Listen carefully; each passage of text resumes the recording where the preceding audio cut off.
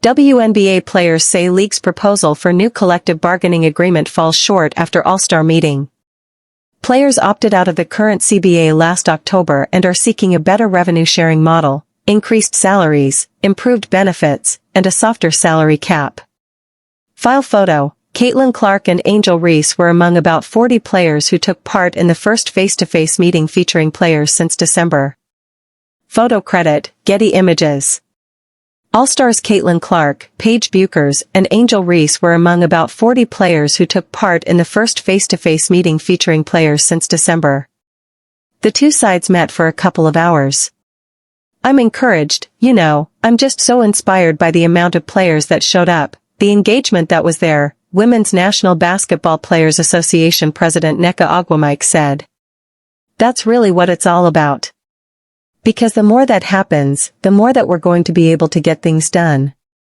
I think today we're going to be able to use this conversation to start rolling the ball on things," she added.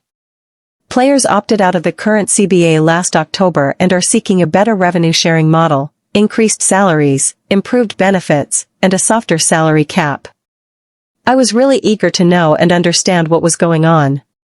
So I'm very aware of what's going on right now. We won't stop until we got what we want," Reese said. The sides are far apart in preliminary discussions and agreed to another meeting.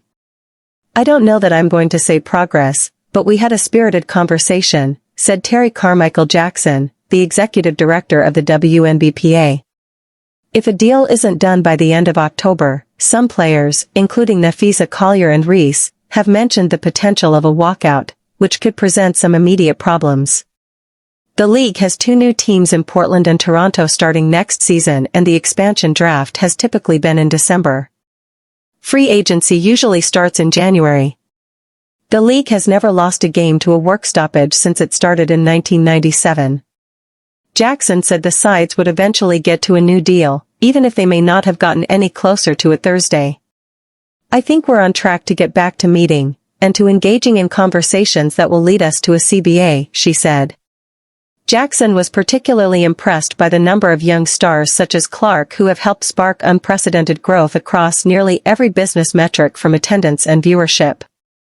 There's also the new $2.2 billion media rights deal that will start next season, and the league plans to expand to 18 teams by 2030, with each of the three new teams paying a $250 million expansion fee.